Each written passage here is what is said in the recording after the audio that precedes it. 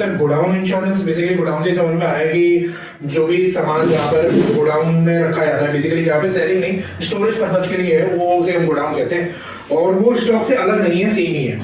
क्योंकि स्टॉक भी हम गोडाउन में करते हैं। तो ये दोनों पॉलिसी आप लगभग सेम ही है, कि गोडाउन पॉलिसी और स्टॉक पॉलिसी ये दोनों लगभग सेम ही है। तो इसमें इंश्योरेंस में कवरेजेस क्या होते हैं, ये होते हैं कि जैसे मान लो कि एक बहुत बड़ी स्टेशनरी की गोडाउन है और जहाँ पे हमारा सिर्फ स्टेशनरी का सामान रखा हुआ है, तो वही खुदा ना खास्ता आग लग जाए या बाढ़ आ जाए या कोई भी नेचुरल डिजास्टर हो जाए या फ्लड आ जाए, कैसी भी तरीके से, या चोरी हो जाए या लूट हो जाए, तो किसी भी तरीके से अगर हमारे गोडाउन की बिल्डिंग जो भी बिल्डिंग है और साथ के साथ जो सामान रखा हुआ है उसको कुछ हो जाए, तो वो इंश्योरेंस में कवर होता है। उसे कहते हैं हम सिंपल गोडाउन इंश्योरेंस पॉलिसी, या हम उसे कहते हैं stock insurance policy. Godown insurance भी मैं इसमें कहूंगा कि 3 तरह के होते हैं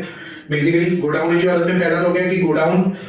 सिर्फ स्ट्रक्चर कवर कर रहे हैं, दूसरा हो गया कि गोडाउन का स्ट्रक्चर साथ ही साथ गोडाउन में जो रखा हुआ सामान वो, तीसरा हो गया कि हम सिर्फ गोडाउन में रखा हुआ स्टॉक जो है बेसिकली कंटेंट कर रहे हैं स्टॉक, हम उसको कवर कर रहे हैं। तो ये 3 हो गया। बेसिकली 3 गोडाउन में क्या होता है कि